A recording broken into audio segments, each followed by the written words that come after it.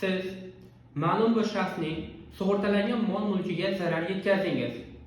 Sug'urta kompaniyasi tomonidan ushbu zarar qoplangan taqdirda siz zararni qoplash majburiyatidan ozod qilinasizmi? Hozir batafsil tushuntirib beraman.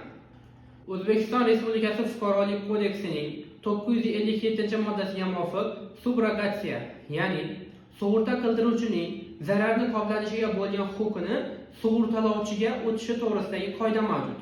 Unga muvofiq siz biror bir shaxsning sug'urtalangan mol-mulkiga zarar yetkazgan taqdiringizda sug'urta kompaniyasi tomonidan ushbu zarar qoplanishi mumkin.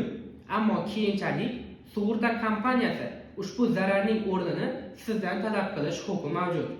Videoga like tugmachasini bosib, bundan da foydali ma'lumotlarga ega bo'lish uchun kanalimizga obuna bo'lib qo'yishni unutmang.